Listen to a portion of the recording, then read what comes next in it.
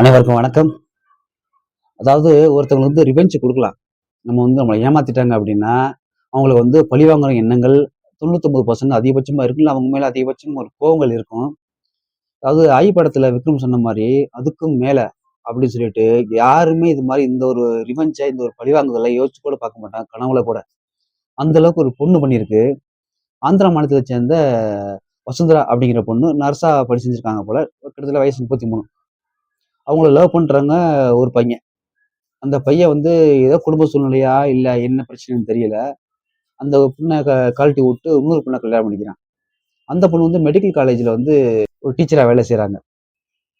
இந்த வசந்தங்கிற பொண்ணுக்கு அந்த கோவத்த கண்ட்ரோல் பண்ண முடியல. என்னைய விட்டுட்டு அவள கல்யாணம் பண்ணிட்டா அப்படின்னு சொல்லிட்டு, ஏதாவது ஒண்ணு பண்ணணுமே அப்படின்னு சொல்லிட்டு, பயங்கரமான ஒரு வெறி. எப்படியாவது பழி வாங்கி ஆகணும் அப்படின்னு சொல்லிட்டு, பயங்கரமான வெறியில அந்த பொண்ணு சுத்திட்டே இருந்திருக்கு. என்ன பண்ணலாம் அப்படின்னு சொல்லிட்டு, கூட இருந்த நர்ஸ்ட்ட கவர்மெண்ட் ஹாஸ்பிட்டல் நர்ஸ்ட்ட எல்லாம் கன்சல்ட் பண்ணியிருக்காங்க. என்ன பண்ணலாம்? என்ன இப்படி ஏமாத்திட்டான் அவன். இவன ஏதாவது பழி வாங்கணும். லைஃப் லாங் சாகுற வரைக்கும் என்னை யோசிக்கணும். யா பண்ண தப்புக்கு தண்டனை அனுபவிக்கணும் அப்படிங்கிற மாரி ஒரு ரிவெஞ்சுக்கு பலவிதமா யோசிச்சு, ஒரு சம்பவம் பெரிய ஒரு சம்பவம் பண்ணியிருக்காங்க. அந்த நர்ஸ்ல வேலை செஞ்ச கவர்மெண்ட் ஹாஸ்பிட்டல்ல அவங்க, அதுபோக 2 20 வயசு பசங்க. மொத்தம் 4 பேர். 4 பேர் தான் இதுல கூட்டு சதி.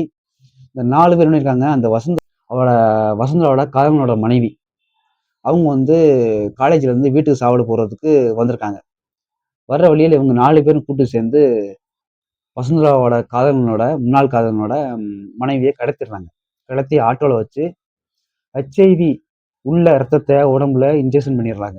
உடம்புல குத்தி செலுத்திடுறாங்க. செலுத்துனதுக்கு அப்புறம் ஒண்ணுமே புரியல. விட்டுட்டு எல்லாரும் தப்பிச்சு ஓட ஆரம்பிச்சிடுறாங்க. ஓட ஆரம்பிச்ச உடனே அந்த பொண்ணுக்கு உடனே போய் டெஸ்ட் எடுக்கணும். இன்ஜெக்ஷன் ஏதாவது மருந்து இருக்கும். அவங்க HIVயோட அ இது இருக்கு பிளட் இருக்குங்கிறது தெரியல. ஏதோ ஒண்ணு நடக்குது அப்படின்னு சொல்லிட்டு டக்குனு ஹாஸ்பிட்டல் போய் செக் பண்ணும்போது அந்த மாதிரி செலுத்திருக்காங்க அப்படின்னு தெரியுது. இந்த HIV பிளட் எப்படி கிடைச்சு அப்படின்னா, அந்த பொண்ணு வசுந்தராவுக்கு ஹாஸ்பிட்டல்ல டெஸ்ட்டுக்கு எடுப்பாங்கல்ல. டெஸ்ட்டுக்கு எடுக்குன்னு சொல்லி இந்த நர்ஸ வச்சு வாங்கியிருக்காங்க. இல்ல ஆல்ரெடி டெஸ்ட் எடுத்த பிளட்ட வச்சு வெளில எடுத்திருக்காங்க. இது உடனே போய் அந்த வசந்தனாவோட முன்னாள் காதலன் போலீஸ்ல புகார் குடுக்கும்போது, இந்த மாரி நடந்துருச்சு அப்படின்னு சொல்லி புகார் குடுக்கும்போது 4 பேரும் எஸ்கேப்பு. 2வது நாள் அந்த 4 பேரையும் போலீஸ் அரெஸ்ட் பண்ணிடுறாங்க. அரெஸ்ட் பண்ணதுக்கப்புறம் இந்த 4 பேர் எதனால பண்ணீங்கன்னு கேட்கும்போது தான் மீடியால சொல்றாங்க, "இதான் பிரச்சனை. என்னைய ஏமாத்த இங்க கல்யாணம் பண்ணிட்டான். வேற பொண்ண கல்யாணம் பண்ணிட்டான். அதனால தான் சாகுற வரைக்கும் அவன் நினைக்கணும் அப்படிங்கிறதுக்காக தான் இத பண்ணேன்." அப்படின்னு சொல்லிட்டு ஓப்பனா சொல்லியிருக்காங்க. பழி வாங்குற எண்ணங்கள் தப்பு.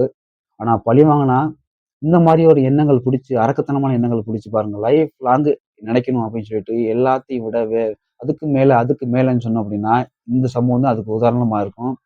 அந்த அளவுக்கு ஒரு பழிவாங்கல் எண்ணத்தோட எந்த அளவுக்கு ஸ்கெட்ச் போட்டு பிளான் பண்ணி பண்ணியிருக்காங்க பாருங்க. இந்த ஒரு சமுதாயத்துல முடிஞ்ச அளவுக்கு யாரையும் ஏமாத்தவும் கூடாது. பழிவாங்குற எண்ணமும் இருக்கவும் கூடாது. இருந்துச்சு அப்படின்னா நம்ம லைஃப்பும் கெட்டு போகும். அவங்க லைஃப்பும் கெட்டு போகும். நம்மளும் மாட்டிக்குவோம். நம்மளும் லைஃப்பும் வீணா தான் போறது உறுதி. இது ஆந்திராவுல பெரிய ஒரு பரபரப்பை ஏற்படுத்தியிருக்கு. இந்த மாரிலாம் மனுஷங்க இருப்பாங்களா அப்படின்னு. இத பத்தி நீங்க நினைக்கிறீங்கன்னு கமெண்ட்ல சொல்லுங்க. அடுத்த வீடியோல சந்திப்போம். நன்றி. வணக்கம்.